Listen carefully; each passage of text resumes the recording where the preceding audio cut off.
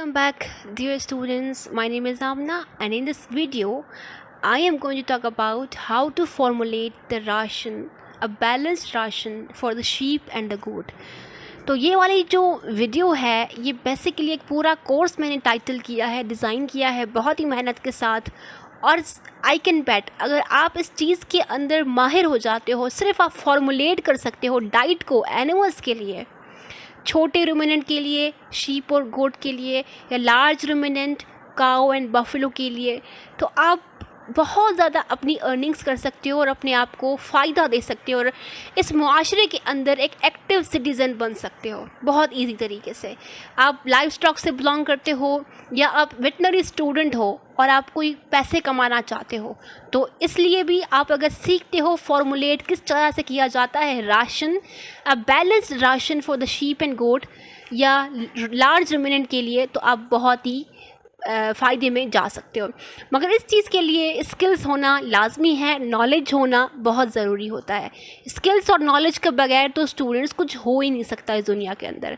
तो पहली चीज़ आपको ये मालूम होना चाहिए, ज़रूरी मालूम होना चाहिए कि मैं जिसके लिए राशन बना रहा हूँ वो एनिमल कौन से हैं, उनकी ब्रीड्स कौन सी है, उनकी एज कौन सी है, प्रोडक्टिविटी के लेवल किस पर है, वो उनके लिए फार्म ने कौन सी कॉस्ट लगाई हुई है, कौन सी एरिया के अंदर है, और उस एरिया के अंदर अवेलेबल न्यूट्रिएंट्स कौन से हैं, इंग्रेडिएंट्स इजीली अवेलेबल कौन से हैं, ये सारी की सारी इन्फॉर्मेशन आप लोगों को होनी चाहिए बीइंग अ एनिमल न्यूट्रिशनिस्ट। ठीक है। अच्छा, शीप और गोट की बात करते तो बहुत ज़्यादा प्रोडक्टिव होती हैं, फार्मर को, अपने ऑनर को बहुत ज़्यादा फ़ायदा पहुंचाती हैं अपनी प्रोडक्टिविटी से, अगर उसको जो राशन न्यूट्रिशन दी जा रही है वो बैलेंस है। बैलेंस का मतलब है कि उनको जो रिक्वायरमेंट है ना वो पूरी की पूरी फुलफ़िल हो रही हैं। दूसरी कि कॉस्ट इफ़ेक्टिव होनी चाहिए। अगर हम कॉस्ट के अंदर ज़्यादा जाते हैं और फिर प्रोडक्टिविटी को भी बढ़ाते हैं फिर जाके, इसका फ़ायदा नहीं है। एनिमल न्यूट्रिशनिस्ट का काम ही यही होता है कि वो कॉस्ट इफ़ेक्टिव रहकर एक मुनासिब अमाउंट में पैसे खर्च कर एनिमल को, फार्मर को, ऑनर को अच्छा फ़ायदा देता है, तभी तो वो अपने पैसे कमाता है। ये सारी की सारी पॉइंट्स आपके लिए बहुत इंपॉर्टेंट है, गौर से सुनना है आपने। इंग्रेडिएंट्स को चूज़ वो करना है जो आपके लोकली एरिया के अंदर अवेलेबल है, मौजूद हैं, उस इलाके के अंदर मौजूद हो जाते हैं। फॉर एग्ज़ाम्पल आप एक गांव के अंदर रहते हो, वहाँ पे एक फार्म के अंदर उसके आपने एनिमल न्यूट्रिशनिस्ट होने के नाते आपने उसकी न्यूट्रिशन बनानी है, एनिमल के खाने को फॉर्मुलेट करना है। अब आपने देखना है कि इंग्रेडिएंट्स उस देहात के अंदर मौजूद ही नहीं है, वो आपने क्या करना है, दूसरे जगह से बाय करके उस जगह पर लेकर आना है। तो ये वाला इसके अंदर जो चीज़ होंगे ना, इसके अंदर क्या होगा, कॉस्ट बहुत ज़्यादा लग जाएगी, किसके अंदर, ट्रैवलिंग के अंदर लेकर आना। और इसके अलावा आप एक बार मंगवाओगे, दूसरी बार भी, सेकंड टाइम भी, तीसरी बार भी, तो ये बहुत ज़्यादा मुश्किल होता है। तो यू हैव टू सी कि लोकली कौन सी अवेलेबल है, लोकल कौन सी चीज़ें उस एरिया के मुताबिक अवेलेबल हैं, उसको आपने इस्तेमाल करके अपने लिए इस्तेमाल करना है। कुछ आपने प्रोसीजर्स करने हैं, जनरल प्रोसीजर जिसको कहते हैं, उसके बारे में पढ़ते हैं। Prepare a list of the ingredients, requirements of all nutrients to be considered under the given circumstances and target animal. कौन सा टारगेट एनिमल है, goat, sheep, for example goat है, कौन सी एज के अंदर है, फॉर एग्जांपल हीफर या छोटा सा एनिमल है, किड है, उसकी हमने क्या करनी है, एनिमल की राशन को डिज़ाइन करना है, कौन से सर्कमस्टांसेस के अंदर है, उसकी रिक्वायरमेंट्स क्या हैं, एनर्जी की ज़रूरत है ज़्यादा, ठीक है, ये सारी की सारी लिस्ट को प्रिपेयर करना है हमें। दूसरा, हमारे पास जो अवेलेबल फीड है उसको हमने देखना है। तीसरा कि न्यूट्रिशन की कंपोजिशन क्या है जो हम यूज़ करने वाले हैं, उनकी कॉस्ट क्या है, और हमें किस ना किसी तरीके से बैलेंस करना है एनर्जी और प्रोटीन्स और फैट्स और मिनरल्स, वाइटामिन, सब की कॉन्स्टिट्यूशन को हमने क्या करना है, बैलेंस करना है शीप एंड गोट के लिए। ये वाला आखिर में आपने क्या करना है, अपने आप से क्वेश्चंस करने हैं कि क्या मैंने सारी की सारी डिफिशिएंसीज जो एनिमल के अंदर होती हैं वो मैं पूरी कर चुका हूँ, मतलब एनर्जी रिक्वायरमेंट, सब रिक्वायरमेंट पूरी है और सारी की सारी डिफिशिएंसीज हैं जो पूरी हो रही हैं या नहीं हो रही है। क्या मैं प्रोटीन्स की कॉन्सेंट्रेशन ज़्यादा तो नहीं डाल रहा, या एनर्जी की कॉन्सेंट्रेशन ज़्यादा तो नहीं डाल रहा। इस तरह के क्वेश्चन आपने ज़रूर अपने आप से पूछने हैं। तीसरा है कि मैं इकोनॉमिकली जा रहा हूँ या नहीं जा रहा हूँ, क्या मैं कॉस्ट से बढ़कर तो नहीं जा रहा। इसके अलावा आपने कॉस्ट को डिज़ाइन करना है 100 kg के हिसाब से या 1000 kg के हिसाब से, राशन को इन वैल्यूज़ के हिसाब से। और इसके लिए ही एनिमल न्यूट्रिशनिस्ट की दरकार होती है एक फार्म के अंदर, क्योंकि वो डिफरेंट अमाउंट के अंदर आपको एक बैलेंस डाइट क्रिएट करके देते हैं। आप सोचो 10 से या 100 से किलोग्राम तक, केजी तक डाइट को, राशन को मेंटेन करना आसान है, मगर व्हाट अबाउट 1000 या व्हाट अबाउट इससे भी 10,000 के एनिमल अगर फार्म के अंदर ज़्यादा हैं तो आपको ज़्यादा राशन बनाना पड़ता है, ज़्यादा फॉर्मुलेशन करनी पड़ती है। अब जितनी फॉर्मुलेशन आप ज़्यादा करोगे उतना ज़्यादा आपको पैसा मिलेगा। तीसरा है कि what will be needed in addition. अच्छा, जो आपने राशन बनाया है इसके साथ और क्या चाहिए होगा, जैसे कि आपने सॉल्ट रख लेते हैं, मिनरल्स रख लेते हैं, फ्री वाटर एड लिबिडो, ये तो बहुत ज़रूरी है, एक बेसिक नेसेसिटी है जो कि एनिमल को प्रोवाइड करनी चाहिए ऑल द टाइम्स। अच्छा डियर स्टूडेंट्स, आपको इन चीज़ों, ये जो नाम है ना, इनके बारे में ज़रूर पता होना चाहिए। अगर आप वेटनरी की स्टूडेंट हो तो आपको हो सकता है कि टीचर आपके वाइवा के अंदर ऐसे सवाल आपसे पूछ लें कि आप इनके डियर स्टूडेंट्स और animal nutritionist, future animal nutritionist, आपने अपने साथ कमिटमेंट रखनी है कि आपने करना है। और आप यकीन माने बड़ी बड़ी फार्मर्स के साथ, बड़े बड़े फर्म्स के साथ, पाकिस्तान के अंदर जो बड़ी बड़ी तादाद के अंदर पाकिस्तान को मिल्क प्रोवाइड करती हैं और हमारा जो मिल्क बाहर फॉरेन के अंदर भी जाता है, उन कंपनियों के साथ आप काम कर सकते हैं अगर आपके पास टैलेंट है फीड को फॉर्मुलेट करने का। कमिटमेंट की ज़रूरत है।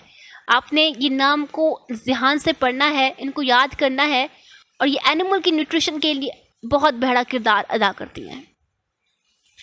अच्छा, हम बात करते हैं कि इन्फॉर्मेशन हमें क्या चाहिए होती है फॉर्मुलेट करने के लिए राशन को। तो पहले तो हमें रिक्वायरमेंट्स की लिस्ट होती है, एनिमल को क्या ज़रूरी चाहिए, प्रोटीन्स, एनर्जी, कैल्शियम, फॉस्फोरस, कौन कौन सी चीज़ अहम किरदार अदा करती है एनिमल के लिए। एनिमल वेरियस स्टेज के अंदर आता है। एनिमल कभी दूध दे रहा होता है, कभी प्रेग्नेंट होता है, कभी लैक्टेशन के ऊपर होता है, कभी छोटा होता है। तो हर स्टेज के अंदर एनिमल की रिक्वायरमेंट्स अलग होती हैं। उसके प्रोटीन की रिक्वायरमेंट अलग होती है, एनर्जी की रिक्वायरमेंट अलग होती है। तो जब देखते हैं कि एनिमल की स्टेज कौन सी है तो हमें रिक्वायरमेंट का ऑटोमेटिकली पता चल जाता है। इसके ऊपर भी मैंने एक वीडियो अलग से बनानी है इंशाल्लाह, मगर अभी तक आपने ये समझ लेना है कि एनिमल की रिक्वायरमेंट अलग अलग होती है अलग अलग स्टेज के अंदर। अवेलेबल फीड्स आपको मालूम करनी है, मार्केट के अंदर कौन सी फीड्स हैं, और आपने formula type of ration to be formulated, कौन सी तरह का आपने राशन बनाना है, किस तरह का आपने बनाना है। अच्छा, टाइप के बाद आपने देखना है कि आप कौन से फार्मूला के तहत चल सकते हो और एक बेहतर राशन बना सकते हो। तो इसके 2-3 तरीके हैं। 2 तरीके बहुत ज़्यादा इस्तेमाल होते हैं। तीसरा तरीका भी है हमारे पास जिसको कंप्यूटर की मदद से हम कहते हैं, इसके अंदर सारा का सारा कंप्यूटर शामिल होता है। बेसिकली एक्सेल को हम जो है इस्तेमाल करते हैं। अगर आप यंग हो तो आप बिल्कुल इजी तरीके से कंप्यूटर्स को अडाप्ट कर सकते हो और उसके अंदर आ सकते हो। बाकी हमारे पास एक है जो कि लोकली अवेलेबल है, पियर्सन स्क्वायर मेथड, और दूसरा है trial and error method. Pearson square method के अंदर बेसिकली हम कैलकुलेट करते हैं राशन को, ठीक है। अच्छा, ये बहुत इजी है। इसके अंदर 4 सिनेरियोज हैं कि आपने एक राशन को क्या करना है, उसकी कंसंट्रेशन मालूम करनी है, 2 या 3, बहुत इजी तरीके से हम इसको सीखेंगे। A definite percentage of protein, energy, calcium, phosphorus or any nutrient is usually desired in ration, employed in cases of mixing energy, mixing feeds rich in energy with feeds rich in proteins. This is important to the feed manufacturer who has to respond quickly to changes in the market prices of feed ingredients. ये जो Pearson square method है ना, basically ये energy या proteins की mixing के लिए बहुत ज़्यादा इस्तेमाल होता है, और उस मैन्युफैक्चरर के लिए बहुत इम्पॉर्टेंट होता है कि जो कि सेल करता है अपनी इंग्रेडिएंट्स मार्केट के अंदर, और मार्केट के अंदर चूंकि उसकी प्राइजेस फ्लक्चुएट होती रहती हैं टाइम टू टाइम, तो उसको मालूम होना चाहिए कि मेरी अब इंग्रेडिएंट्स की कितनी प्राइस है ताकि वो वसूल भी कर सके। तो उसको जो मार्केट के अंदर प्राइजेस हैं उसके साथ चलना होता है। अब हमारे पास सिनेरियो 1 है कि हमें फॉर्मुलेट करनी है डाइट, ठीक है, when only 2 feeds are involve, 2 feeds हमारे पास हैं, feed A and feed B, ठीक है।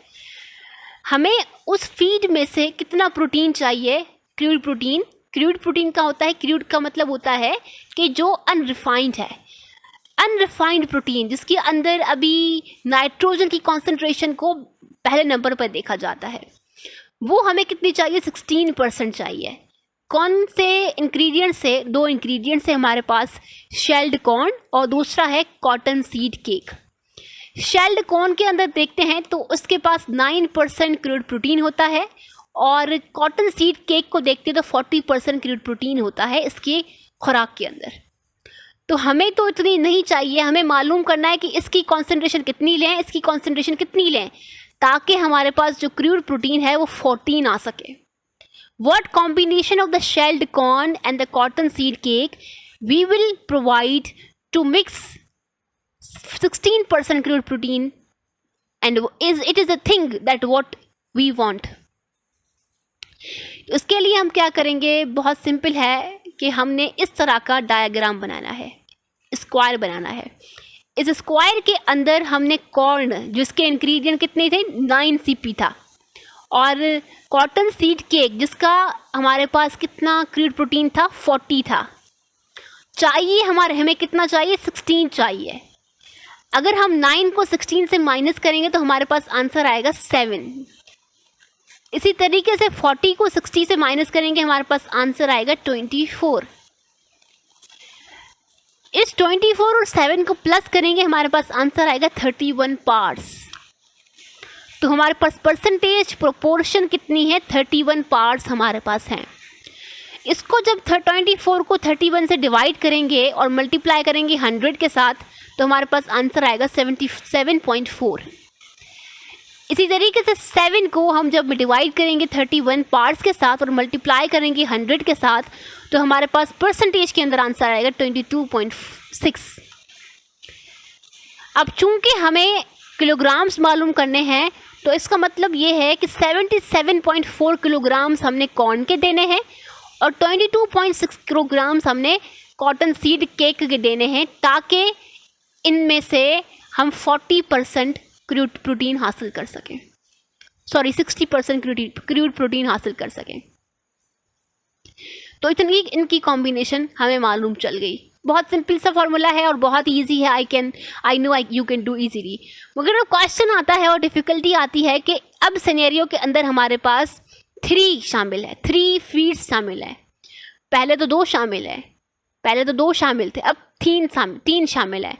तो 3 के लिए हम क्या करते हैं, कौन सा फॉर्मूला इस्तेमाल करते हैं, अभी जानते हैं इस वीडियो के अंदर। हमारे पास 3 इंग्रेडिएंट कौन कौन से हैं, एक है हमारे पास कॉर्न, दूसरा है व्हीट ब्रान और तीसरा है कॉटन सीड मील।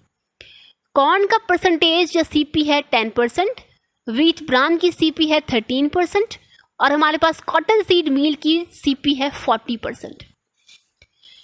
ठीक है, और हमें क्रूड प्रोटीन कितना चाहिए, 16 क्रूड प्रोटीन परसेंटेज तक हमें चाहिए। तो इसके लिए हम पहले क्या करते हैं कि जो कॉर्न है, कॉर्न के 2 पार्ट लेते हैं, 2 पार्ट्स ऑफ द कॉर्न। जब 2 को मल्टीप्लाई करेंगे 10 के साथ तो 20 आएगा। और एक पार्ट लेते हैं हम व्हीट ब्रान का, जिसका क्रूड प्रोटीन कितना था, 13% था। इन दोनों को जब प्लस कर दे तो हमारे पास आंसर आता है 33। ठीक है, आंसर क्या आता है हमारे पास, 33 हमारे पास इसका आंसर आता है। तो 2 parts of the corn and 1 part of the wheat bran, total कितने पार्ट हो गए, 3 पार्ट हो गए। 2 पार्ट इसके, 1 पार्ट इसका, तो 3 पार्ट हो गए। जब 33 को डिवाइड करेंगे 3 के साथ तो हमारे पास आंसर आएगा 11। तो एज जर्नल फार्मूले के ज़रिए से हमने दो चीज़ों को कंबाइन कर लिया और हम दोनों चीज़ों की कॉम्बिनेशन को लिखेंगे यहाँ पर 11%। और दूसरा हमारे पास क्या था, कॉटन सीड मील, जिसके अंदर हमारे पास कितनी होती है परसेंटेज क्रूड प्रोटीन की, 40%। बीच में हमारे पास 16 है क्योंकि हमें इतनी प्रोपोर्शन के अंदर चाहिए। 11 में से 16 गए, 16 में से 11 गए तो 5, यहाँ पे माइनस की साइन नहीं आएगी। 40 में से 60 गए तो 24 हमारे पास बच गए। इन दोनों को प्लस करेंगे तो हमारे पास आंसर आएंगे 29 पार्ट्स। अब 29 पार्ट्स तो हमारे पास आ गए, इनको डिवाइड करेंगे, एक दफ़ा 24 के साथ, दूसरी मरतबा 5 के साथ, और मल्टीप्लाई कर देंगे 100 के साथ, तो हमारे पास आंसर इतना आ जाएगा 82.76 kg या परसेंटेज हमें देने हैं किस चीज़ के, हमें देने हैं क्रूड प्रोटीन के, हमें जो हमारे पास कॉर्न है या व्हीट ब्रान है इस चीज़ के, और 17.24% हमें देने हैं कॉटन सीड मील के। मगर ये जो चीज़ है ना हमारे पास, इसमें कॉम्बिनेशन है। अगर हम जानना चाहते हैं कि इसके अंदर कॉर्न की और व्हीट ब्रान की कॉन्सेंट्रेशन अलग अलग कितनी है, तो हमें क्या करना पड़ेगा, इसको डिवाइड करना पड़ेगा। अच्छा, ये किस तरह से करेंगे हम, हमारे पास यहाँ पे सारा कुछ लिखा हुआ है कि हमने 2 पार्ट्स लिए थे किस चीज़ के, कॉर्न के। तो कॉर्न को जब 2 पार्ट से डिवाइड करेंगे 3 के साथ, उसको डिवाइड करके मल्टीप्लाई करेंगे इस वैल्यू के साथ, तो हमारा आंसर आ जाएगा ये वाला, कॉर्न की वैल्यू वाला। और व्हीट ब्रान के कितने हमने नंबर दिए थे, कितने पार्ट लिए थे, 1 पार्ट लिया था, तो 1 पार्ट को टोटल पार्ट से डिवाइड करेंगे और मल्टीप्लाई करने के इस वाली वैल्यू के साथ, तो हमारा आंसर आ जाएगा 27.59। तो हमारे पास प्रोपोर्शन के नंबर आ गया। 100% में से हमने सबसे ज़्यादा परसेंटेज कॉर्न की देनी है, दूसरे नंबर पर व्हीट ब्रान की देनी है, तीसरे नंबर पर कॉटन सीड मील की देनी है, और जब ये रिक्वायरमेंट हम पूरी करेंगे, इस सब के अंदर 16% क्रूड प्रोटीन CP शामिल है, राइट।